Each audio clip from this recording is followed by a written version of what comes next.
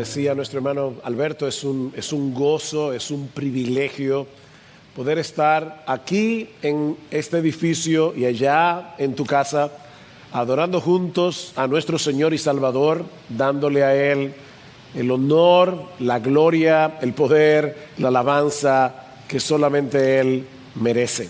Vamos a leer Romanos capítulo 8, los versículos 28 al 30. Es un pasaje muy conocido de las Escrituras y yo les ruego a Dios que tú lo escuches hoy como si fuera la primera vez.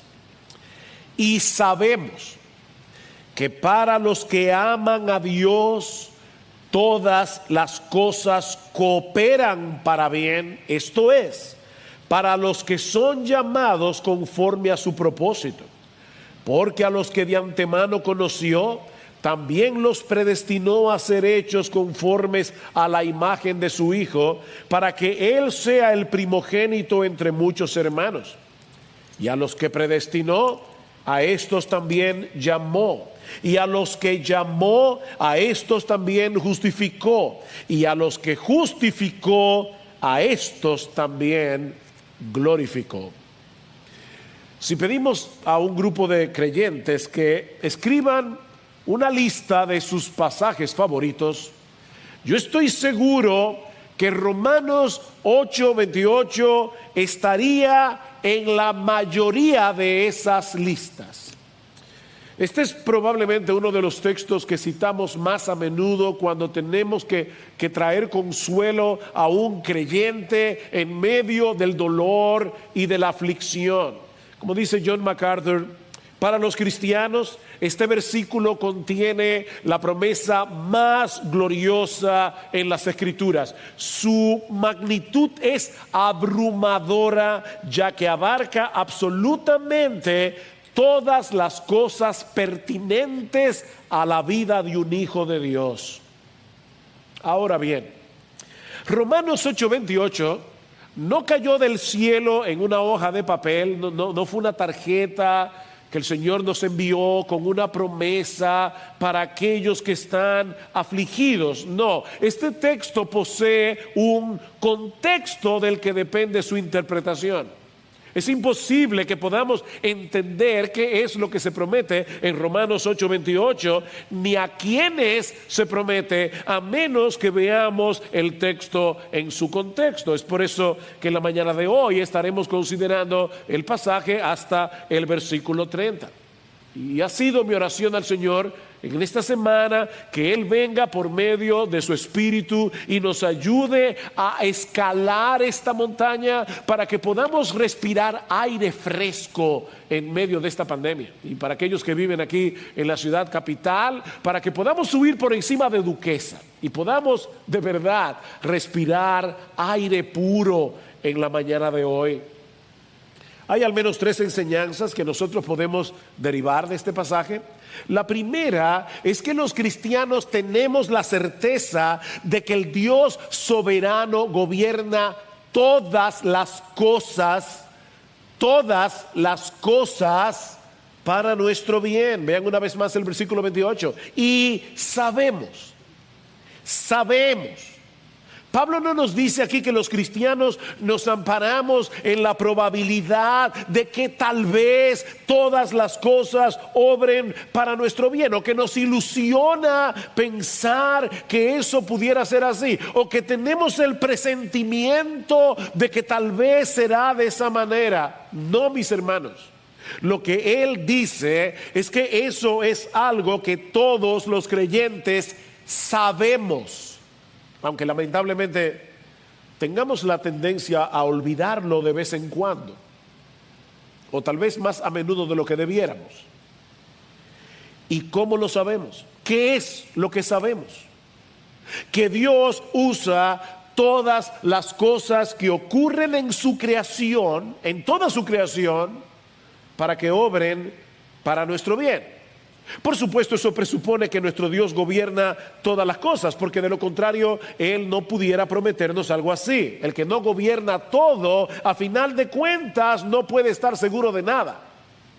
El que no lo gobierna todo, a final de cuentas, no puede estar seguro de nada. Como hemos visto en estos días, un pequeño virus invisible puede paralizar el mundo, puede frustrar todos nuestros planes.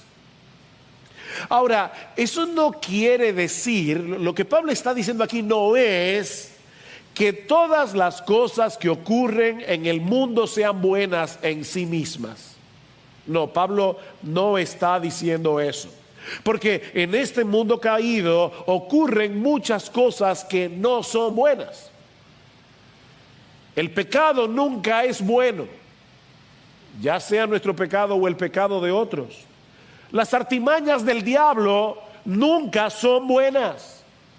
Recuerda, mi hermano, que esta creación fue maldita por la rebeldía de Adán, y eso nos expone a muchas cosas que no son buenas en sí mismas, como vimos la semana pasada. Es por eso que gemimos junto a la creación, esperando ansiosamente la restauración de todas las cosas.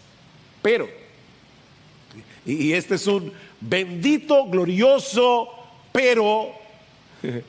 pero hay un Dios en los cielos que lo gobierna todo, desde las cosas más grandes hasta las más pequeñas, y Él hace que todo lo que sucede en este mundo en general y en nuestras vidas en particular obre para nuestro bien.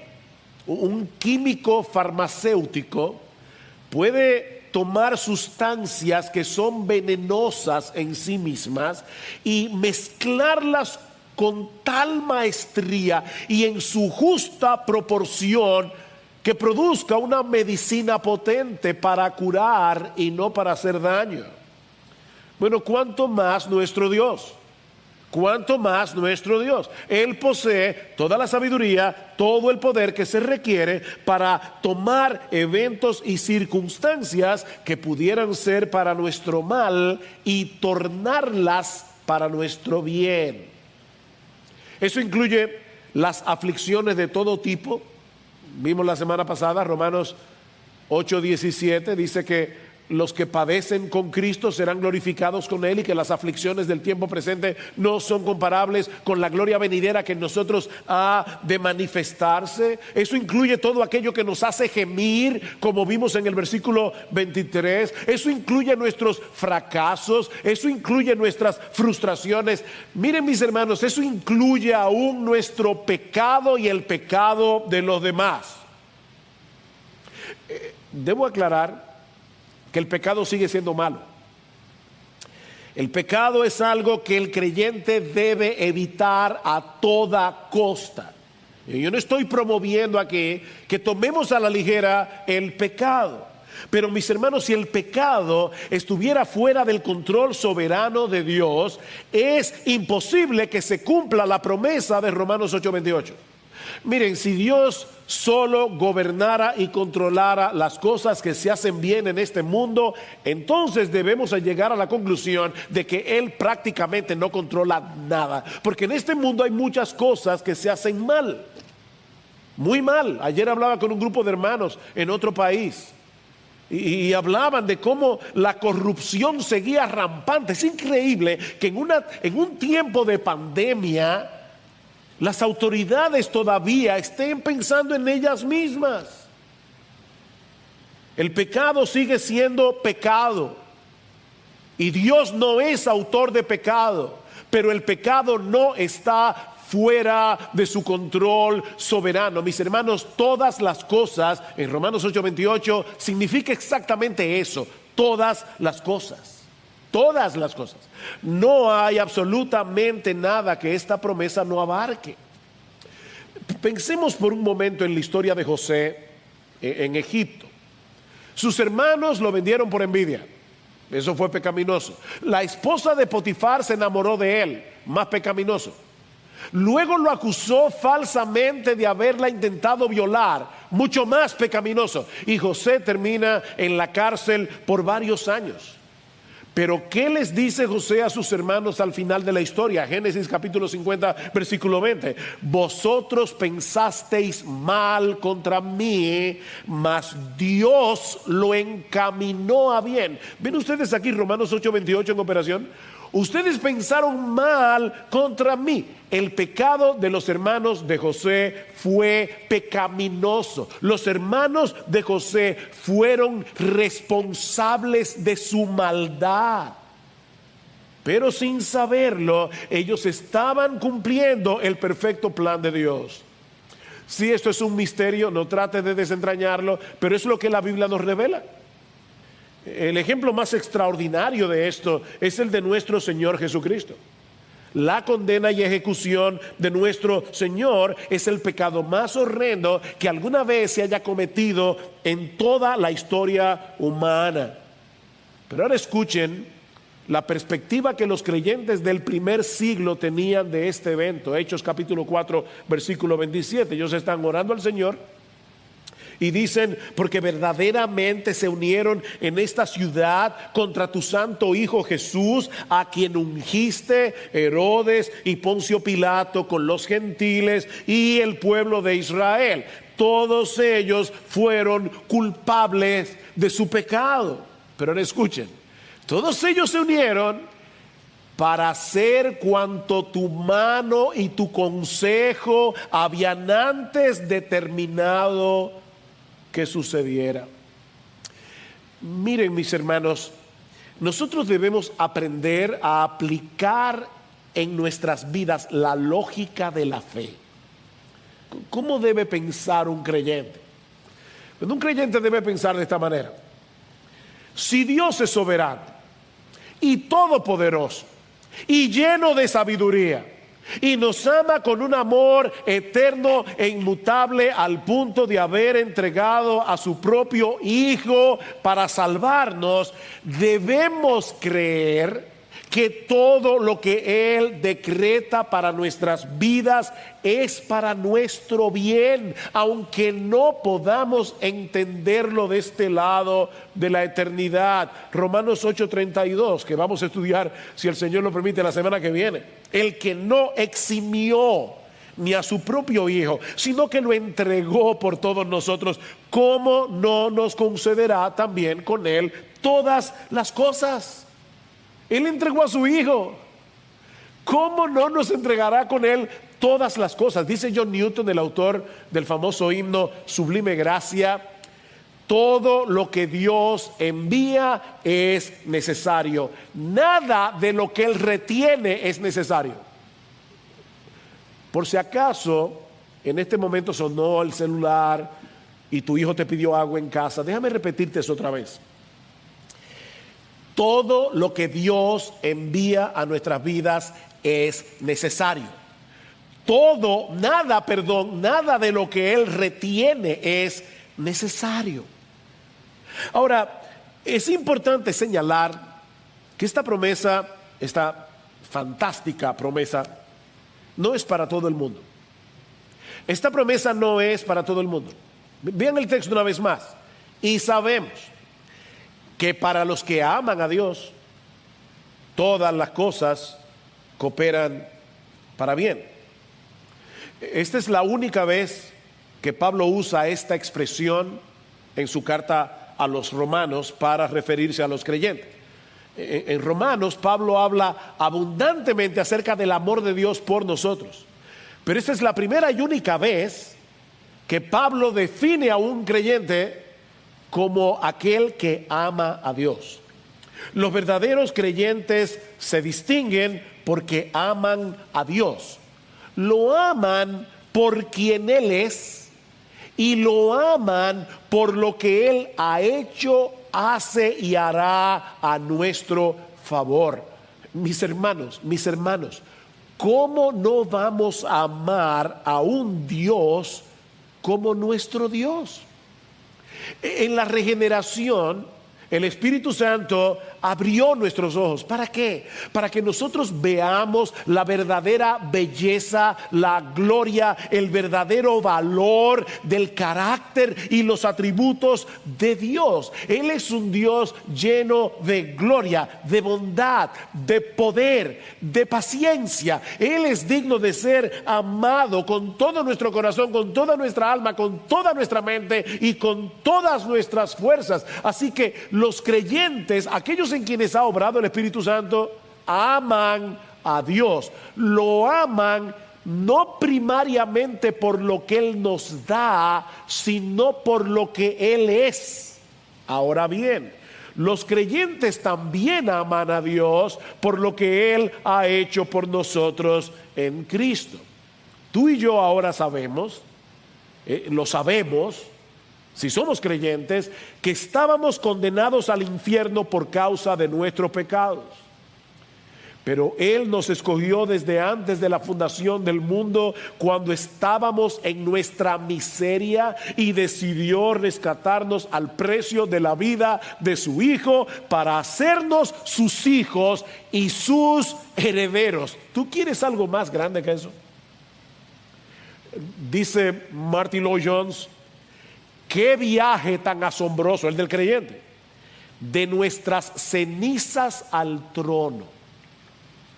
Qué viaje tan asombroso, de nuestras cenizas al trono. Por supuesto que los creyentes aman a Dios. De hecho, el bien que se promete en Romanos 8:28 no tiene ningún sentido para aquellos que no aman a Dios, como veremos en un momento.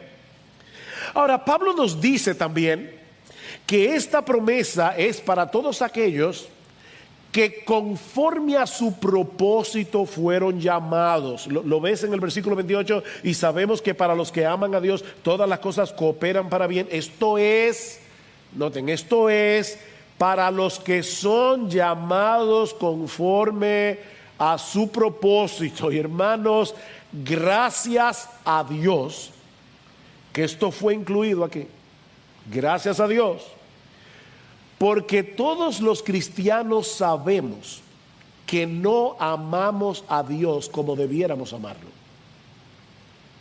Nosotros amamos a Dios, pero al mismo tiempo sabemos que no lo amamos como debiéramos amarlo. Nuestro amor por Dios es débil, es fluctuante, de manera que si nos quedamos únicamente en la primera parte del versículo, ¿saben lo que va a pasar? Que el diablo va a venir a nuestra mente y va a ponernos a dudar de que esta promesa sea para nosotros. Y miren, yo estoy casi seguro que muchos de los creyentes que están viendo este mensaje en este momento han pasado por esa experiencia. Leen Romanos 8:28 y ahí viene el diablo. Tú no tienes derecho a apropiarte de esa promesa, porque esa promesa es para los que aman a Dios. Y tú sabes muy bien que tú no lo amas como debieras amarlo. Bueno, mi hermano, ese es en esos momentos cuando nosotros tenemos que decirle a nuestras almas: sí, es verdad, yo no amo a Dios, lamentablemente yo no amo a Dios como yo debería amar a Dios, pero Él me llamó con un propósito. Él me atrajo con cuerdas de amor a la cruz del Calvario. Y yo lo sé porque yo vine a Cristo en arrepentimiento y fe. Y a causa de ese propósito y de su llamamiento, ahora yo amo a Dios y confío que Él cumplirá lo que se ha propuesto hacer conmigo. Mis hermanos, nosotros amamos a Dios porque Él obró en nosotros conforme al propósito que tenía de salvarnos. En otras palabras, su propósito y su llamamiento son las raíces de nuestro amor por Él. Su propósito y su llamamiento son las raíces de nuestro amor por Él. Y la razón última por la que Romanos 8:28 se va a cumplir en nuestras vidas. ¿Qué dice Juan en su carta? Primera de Juan 4. En esto consiste el amor. No en que nosotros hayamos amado a Dios, sino en que Él nos amó a nosotros y envió a su Hijo en propiciación por nuestros pecados. Y más adelante, versículo 19, dice: nosotros le amamos a Él porque Él nos amó primero. Así que, una vez más, ¿cómo funciona la lógica de la fe? Bueno, de esta manera: como Dios me llamó con un propósito en mente, yo puedo confiar en que todas las cosas que ocurran en mi vida serán para mi bien, porque en última instancia esa promesa no depende de mi amor, sino del propósito de Dios. Mi amor puede ser fluctuante, pero el propósito de Dios es invariable y eterno. Esa es la lógica de la fe. Sí, esta promesa es para los que aman a Dios, pero nosotros amamos a Dios porque Él nos llamó conforme a un propósito. Dios nos llamó conforme a un plan, y ese plan se cumplirá no solo a pesar de las cosas que ocurran en nuestras vidas, sino por medio de esas mismas cosas que, de ser posible, las evitaríamos a toda costa. ¿Y cuál es ese propósito? ¿Qué era lo que Dios tenía en mente al escogernos para salvación? Pero eso nos lleva a la segunda enseñanza de nuestro texto. Y es que el propósito eterno de Dios es hacernos semejantes a su Hijo. Ese es el propósito. Ese es el bien de Romanos 8:28, versículo 29. Porque, aquí está la explicación: a los que de antemano conoció, también los predestinó a ser hechos conformes a la imagen de su Hijo, para que Él sea el primogénito entre muchos hermanos. Ese es el bien, ser como Jesús. Dios usa todas las cosas que ocurren para lograr ese propósito en los creyentes, porque Él nos predestinó a ser hechos conformes a la imagen de su Hijo. Por eso decíamos hace un momento que el bien del que se habla en Romanos 8:28 no tiene ningún sentido para aquellos que no aman a Dios. ¿Cómo puede una persona que no ama a Dios sentirse entusiasmado con la idea de ser hecho como Jesús? Eso solo tiene sentido para alguien que ha sido regenerado por el poder del Espíritu Santo y por esa razón ama a Dios. Ahora bien, ¿a qué se refiere Pablo cuando dice en el versículo 29 que Dios predestinó a los que conoció de antemano? Dios predestinó a los que conoció de antemano. ¿Está diciendo Pablo que Dios sabía de antemano quiénes iban a creer, quiénes iban a responder positivamente a la invitación del Evangelio y que a esos los predestinó? Bueno, lamentablemente, así es como muchos interpretan este versículo y muchos otros del Nuevo Testamento que hablan de la elección divina. Por ejemplo, en 1 de Pedro capítulo 1 versículo 2 dice que nosotros fuimos elegidos según la presciencia de Dios Padre. Fuimos elegidos según la presciencia de Dios Padre. Ahora miren cómo algunas personas leen este texto. Como Dios lo sabe todo, Él sabía quiénes iban a aceptar el llamado del Evangelio y a esos eligió.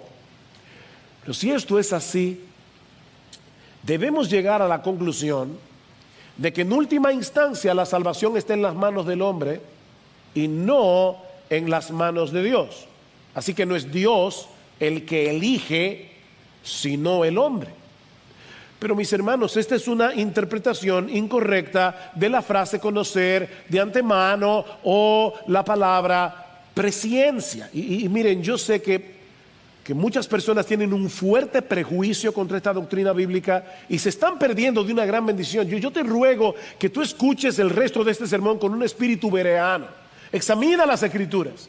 Examina las Escrituras. ¿Qué es lo que significa en la Biblia conocer de antemano? Bueno, esta frase se usa, cuando se usa en ese sentido, como sinónimo de amor selectivo.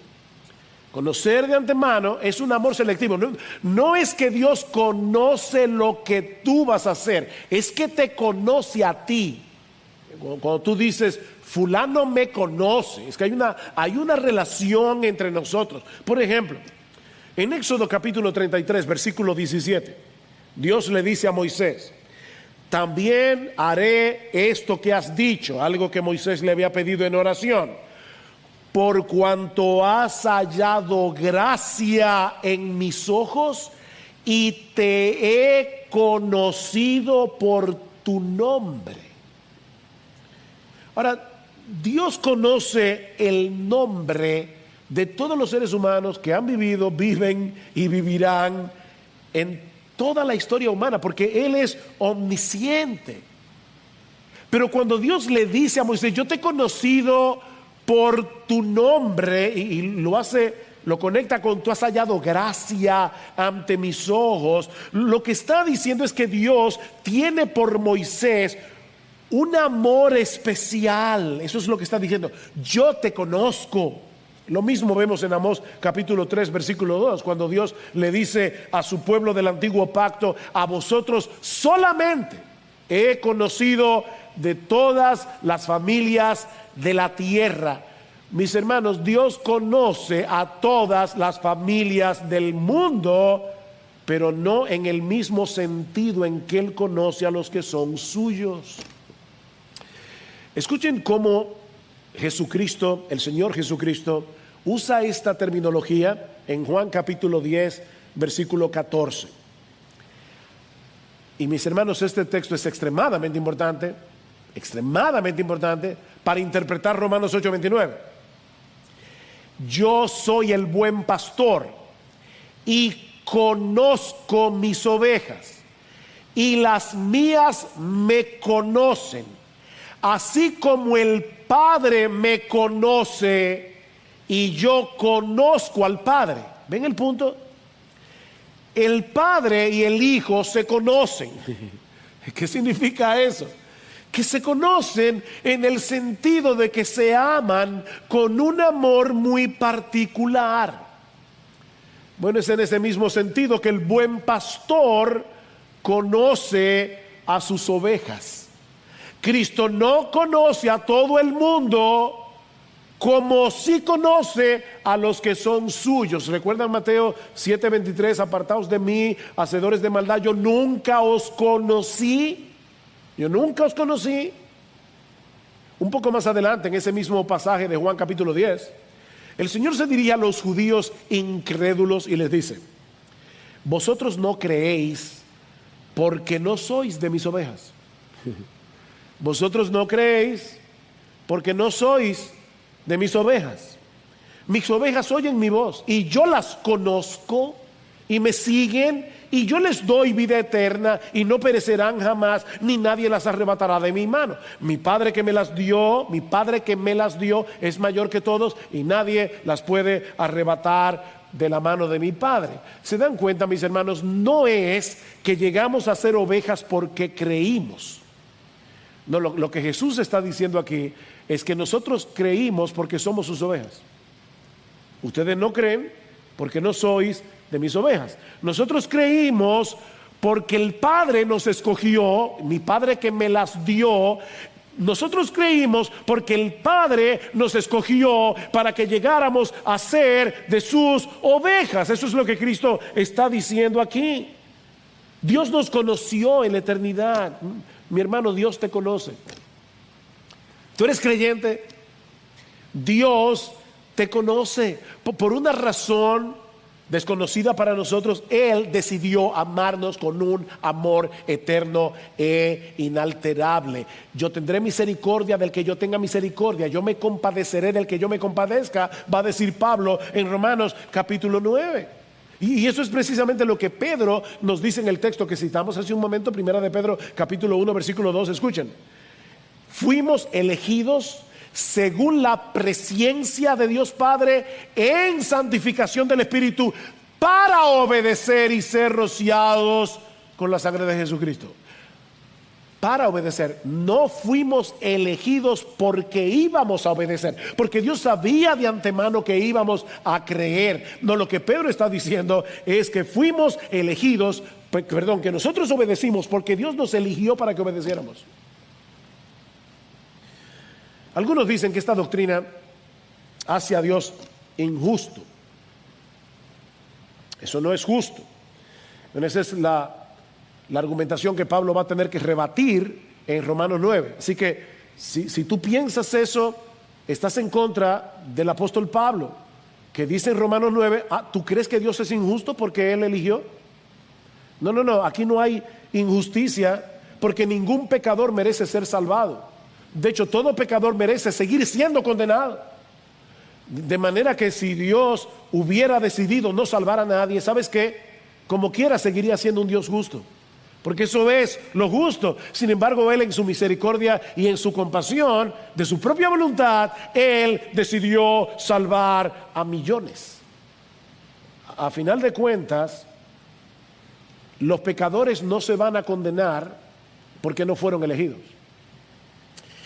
Los pecadores se van a condenar porque en su pecado no quisieron venir a Cristo en arrepentimiento y fe. Ustedes no quieren venir a mí, no quieren, nadie quiere. Tú y yo tampoco queríamos, pero Dios obró en nosotros el querer como el hacer por su buena voluntad. Y déjame decirte algo, mi amigo.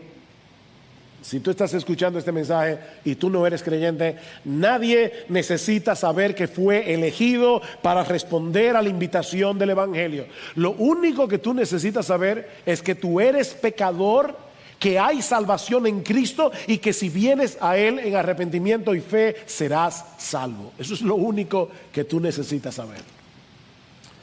Otros dicen que esta doctrina anula la necesidad del evangelismo, y yo creo que esa es una de las razones por la que algunos en su prejuicio no quieren saber de esta doctrina. Pero si esto es así, ¿para qué predicar? No, mi hermano, el mismo Dios que eligió a los pecadores también eligió el medio a través del cual esos pecadores serán salvados. Y ese medio no es otro que la predicación del Evangelio. Por eso es que Pablo dice en 2 Timoteo capítulo 2, versículo 10, yo todo lo soporto, óigame, yo todo lo soporto por amor a los escogidos, para que ellos también obtengan la salvación que es en Cristo Jesús. Pablo, pero si son escogidos, ¿para qué te molestas tanto? ¿Para qué coge tanta lucha? Porque ellos no se van a salvar si no es a través de la predicación del Evangelio. También se argumenta contra esta doctrina que anula la libertad y la responsabilidad humana. Pero ¿sabes qué? Lo cierto es que el hombre incrédulo es un esclavo del pecado, dice la Escritura. Es todo lo contrario. Lo que hace Dios al regenerarnos es concedernos libertad para que por primera vez en la vida podamos escoger lo que es bueno. El mismo Cristo dice en Juan capítulo 8 versículo 36 que solo aquel a quien el Hijo libertare será verdaderamente libre. De hecho, podemos decir que es en el momento en que venimos a Cristo en arrepentimiento y fe, al ser llamados eficazmente por medio del Evangelio, es en ese momento que actuamos como seres libres por primera vez en toda nuestra vida. Por primera vez. Así que el hombre es responsable de creer y arrepentirse. Tenemos que responder al llamado del Evangelio. Pero debido a que estamos muertos en nuestros delitos y pecados, Dios tiene que obrar en nosotros el querer como el hacer por su buena voluntad para que podamos actuar correctamente en nuestra responsabilidad. Hay una historia bíblica en el segundo libro de Crónicas que ilustra perfectamente esta verdad bíblica. En segunda de Crónicas, lo puedes leer en tu casa luego, capítulo 30, versículos 1 al 12. Pero yo voy a leerte solamente una parte de este pasaje. Resulta que el rey Ezequías se da cuenta que el pueblo de Israel tenía años, cientos de años, que no había celebrado la Pascua. Así que Ezequías manda mensajeros invitando a todo Israel a que venga a Jerusalén para celebrar la fiesta de la Pascua. Y hay muchos sí condicionales en este pasaje. Noten lo que dice en el versículo 7, creo, o 9. Dice: porque si os volviereis a Jehová, si os volviereis, vuestros hermanos y vuestros hijos hallarán misericordia delante de los que los tienen cautivos y volverán a esta tierra, porque Jehová vuestro Dios es clemente y misericordioso, no apartará de vosotros su rostro si vosotros os volviereis a él. ¿Y qué pasó? Lo dice en el versículo 10. Pasaron pues los correos, segunda de Crónicas 30, pasaron pues los correos de ciudad en ciudad por la tierra de Efraín y de Manasés hasta Zabulón. Estoy leyendo de la Biblia Reina Valera. Mas se reían y burlaban de ellos. Con todo eso, algunos hombres de Aser, de Manasés y de Zabulón se humillaron y vinieron a Jerusalén. Qué bien, había una condición: si ustedes se vuelven, Dios tendrá misericordia. Algunos se burlaron, otros se volvieron. Y ahora noten lo que dice el versículo 12. En Judá también estuvo la mano de Dios para darles un solo corazón, para cumplir el mensaje del rey y de los príncipes conforme a la palabra de Jehová. Mis hermanos, ¿qué fue lo que hizo la diferencia entre aquellos que no se volvieron y aquellos que se volvieron? La mano poderosa de Dios que cambió sus corazones. Así que ciertamente hay una responsabilidad. Debemos decirle al pecador: cree y arrepiéntete. Yo no sé quiénes son elegidos y por lo tanto debo llamarlos a todos como si lo fueran. Y debo dejar en las manos de Dios los resultados. Ahora no tenemos el tiempo para responder a todas las objeciones que se levantan contra esta doctrina. Ya hablaremos un poco más de ella en Romanos capítulo 9. No obstante, yo creo que el teólogo británico J.I. Packer tenía razón cuando dijo que hay al menos dos cosas que demuestran que todo cristiano en el fondo de su corazón cree que Dios es soberano en la salvación de los pecadores, aún aquellos que lo niegan doctrinalmente, aún aquellos que lo niegan intelectualmente. Hay dos cosas que demuestran que todo verdadero cristiano cree eso. En primer lugar, porque todos le dan gracias a Dios por su conversión. Todos le dan gracias a Dios por su conversión, porque en lo más profundo de sus corazones saben que Dios fue responsable, el responsable final de que eso sucediera. Nadie va a llegar al cielo diciendo: bueno, aquí estoy, dame lo que yo me gané. No, nos vamos a postrar ante el Cordero y lo vamos a alabar y vamos a pasar la eternidad dándole gracias a Dios por su salvación. Y en segundo lugar, lo sabemos porque todos los verdaderos cristianos le oran a Dios por la salvación de otros. Mira, si tú crees que en última instancia la salvación está en las manos de los pecadores, ¿para qué rogarle a Dios que los salve? Pero rogamos a Dios porque en el fondo de nuestro corazón, nosotros sabemos que Dios es soberano. Me encanta como lo dice Packer: cuando estamos de pie debatiendo, es posible que tengamos debates sobre este tema, pero de rodillas estamos todos de acuerdo. De rodillas estamos todos de acuerdo. Por eso decía Spurgeon que todo verdadero cristiano cree en esta doctrina cuando está sobre sus rodillas. Con esto en mente, vean una vez más Romanos 8:28. ¿Qué es lo que Pablo está diciendo en Romanos 8:28 y 29? Sabemos que a los que aman a Dios, todas las cosas les ayudan a bien. Esto es, a los que conforme a su propósito son llamados. Deténganse ahí. Ese llamamiento no puede ser la invitación general que Dios hace a todos los que escuchan la predicación del Evangelio. No puede ser. Pablo tiene que estar hablando aquí de un llamado eficaz, un llamado que atrae eficazmente a los que fueron predestinados conforme al propósito de Dios. ¿Y cómo lo sabemos? ¿Cómo sabemos que es ese llamado del que Pablo está hablando aquí? Por lo que dice en el versículo 30. Y a los que predestinó, a esos también llamó. Y a los que llamó, a esos también justificó. Y a los que justificó, a estos también glorificó. O sea, Pablo está diciendo, todos los que fueron llamados fueron justificados y serán glorificados. Si ese llamamiento fuera la invitación general del Evangelio, entonces tenemos que llegar a la conclusión de que todos los que escuchen el Evangelio van a ser salvos.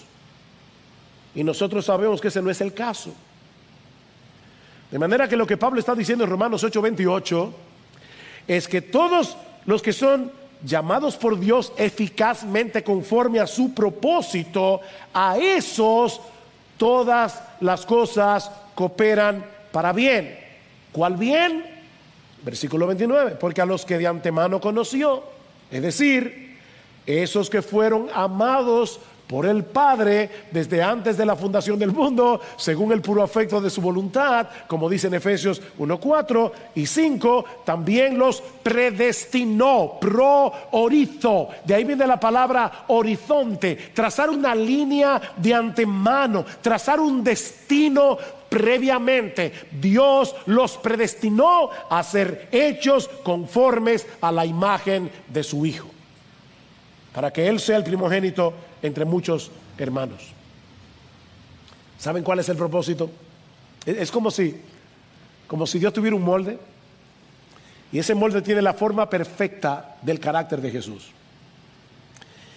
Y como dice alguien, lo que Pablo está diciendo en Romanos 8, 28 y 29 es que Dios va a usar todas las circunstancias de nuestras vidas para moldearnos, pulirnos, derretirnos, bruñirnos, esculpirnos, encuadrarnos, fundirnos y contonearnos hasta que reflejemos a Jesús. Él nos está vertiendo en el molde de la grandeza perfecta de Cristo. Eso es lo que Pablo está diciendo. Dios nos está vertiendo en el molde de la perfecta grandeza de nuestro Señor. Mis hermanos, en otras palabras, Dios no solo nos adopta legalmente como sus hijos, como ya vimos en Romanos 8, sino que está formando en nosotros el parecido familiar. Dios está formando en nosotros el parecido familiar, porque no se trata únicamente de salvar individuos. Lo que Dios está haciendo es formar una familia. ¿Se dan cuenta? Para que Él sea el primogénito entre muchos hermanos. Dios está formando una familia donde todos se parezcan al primogénito. Dice Martin Lloyd-Jones, cuando estemos en la gloria, seremos como Él, sin pecados, sin imperfecciones, santos, rectos, perfectos, sin mancha, radiantes igual que Él. No se nos ha destinado a ser dioses, sino a que llevemos una semejanza notable con el primogénito respecto a su naturaleza humana glorificada. Seremos como Él en pensamientos, en actitudes, en reacciones, en motivos. Es por eso, mis hermanos, que el entendimiento correcto de esta doctrina debe movernos a perseguir la santidad. Esto no puede llevarnos a tomar con ligereza nuestra obediencia. Dios, bueno, yo soy salvo.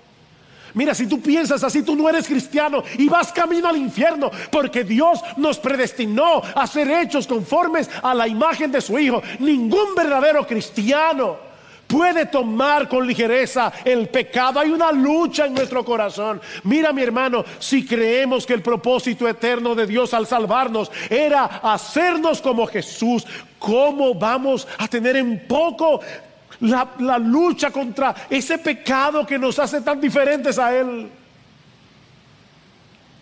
Hay una lucha. Hay una lucha, porque el pecado todavía nos atrae, porque nos seduce, pero al mismo tiempo no queremos. Pablo dice en Efesios capítulo 1 versículo 4 que Dios nos escogió en Cristo desde antes de la fundación del mundo. ¿Para qué? Para que fuésemos santos y sin mancha delante de Él.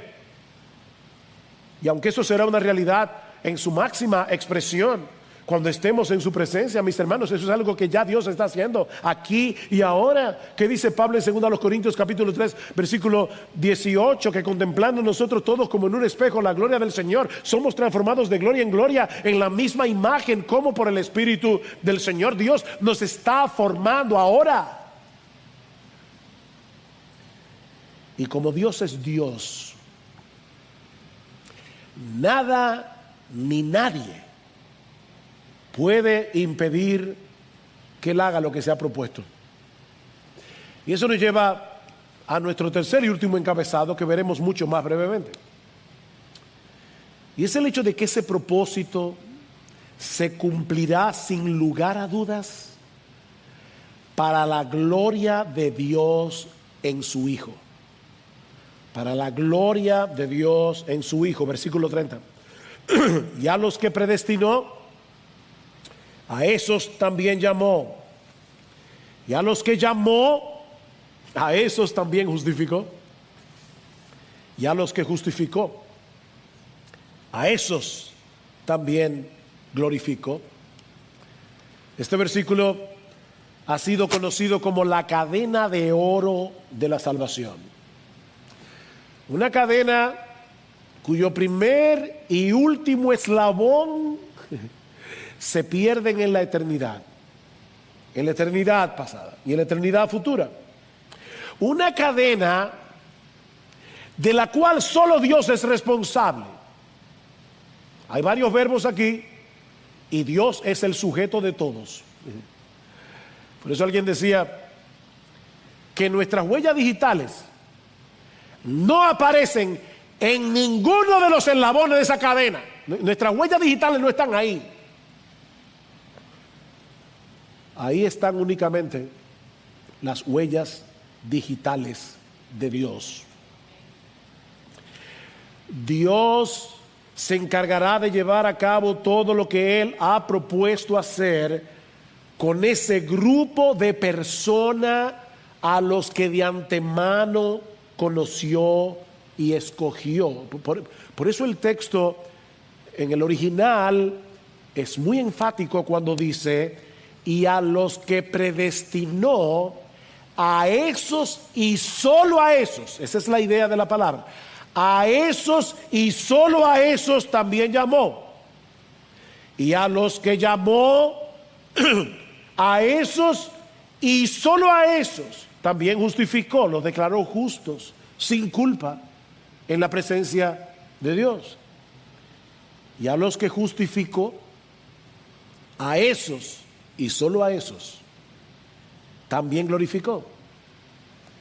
El mismo número de predestinados será el mismo número de llamados, el mismo número de justificados y el mismo número de glorificados. Es por eso que Pablo habla de la glorificación en tiempos pasados. Esto es lo que se conoce como un pasado profético. Se dice en pasado algo que no ha sucedido, porque es como si ya estuviera ahí. Es tan cierto, es tan seguro, que en la mente de Dios eso ya está ahí. Por eso alguien decía, un teólogo del Nuevo Testamento decía: este es el más atrevido anticipo de la fe en todo el Nuevo Testamento. En todo el Nuevo Testamento. Dios llevará a cabo lo que se propuso hacer desde la eternidad. formar una gran familia de hombres y mujeres perfeccionados en cuerpo y alma para que sean como Jesús. Ese es el propósito que Dios se trazó desde toda.